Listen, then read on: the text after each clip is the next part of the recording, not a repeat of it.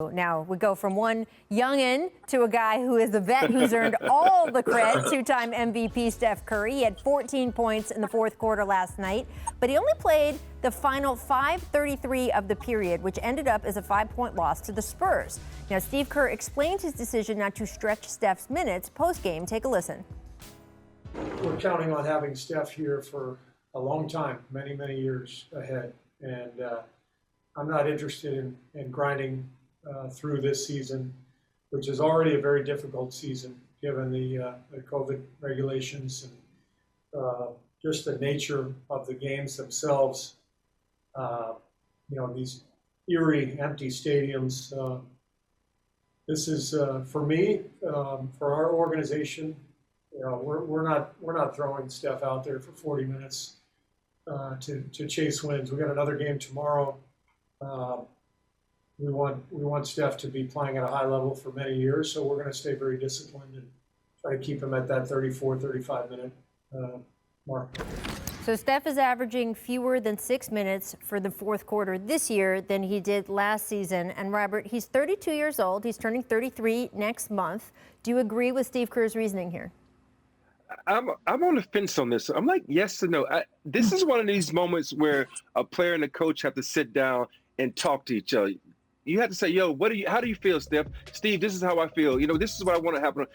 And I want also fans to understand that this is not LeBron James. LeBron James is one of those unique type of players who can play for 30 years, but it has to boil down to Steph Curry and Steve Kerr sitting down and Steph saying, yo, this is how I feel. And the reality of the thing is a player, he has to say to himself also, hey, I am not Superman. I am not invincible. If I have a little tweak, shut it down, because he's not winning a championship this year. So why go out and try to put that much stress on your body and wait for next year?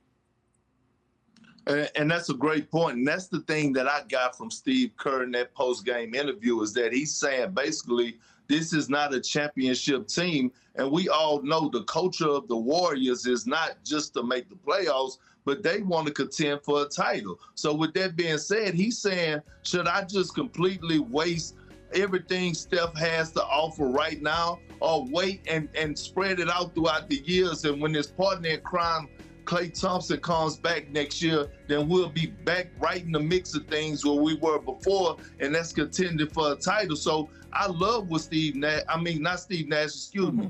Kerr is doing with Steph Curry and saying, hey, I love what you're doing. I love what you're bringing to the table this year. But in all honesty, our chances on winning the title are not high. I need to save some of this Steph Curry for the years to come. And then it was a message to the others on the team to say, hey, we cannot just continually heavily rely on Steph Curry. You guys are going to have to step up also. That was also a message in that post-game interview that I got from Steve Kerr, to his guys also. Hey, Steve Kerr, Steve Nash, Steph Curry, it's a lot, Perk. You're excused. It's a lot. And that's a great point about the other guys on the team, because it does send a message to them. I worry a little bit about the other guys on the team in the other direction, because, of course, it's smart to preserve Steph Curry. We just showed that sort of catalog of Steph injuries. Those visuals just made me cringe. They stink to watch. So, yes, you want to make sure that he is fully healthy when you have Klay back next year. That being said, it's the culture of winning that you're trying to set up. They have a number of young players on this team, right? So you want to make sure you walk that line of preserving Steph for the future, not being too cute, though, in a way where guys start to develop bad habits, the younger guys on the team. I'm not worried about Steph, obviously. He's fine. He's set. He's going to be good to go. But some of the guys that they are developing, we'll have to see the effect on them. Thanks for watching ESPN on YouTube. For live streaming sports and premium content, subscribe to ESPN+.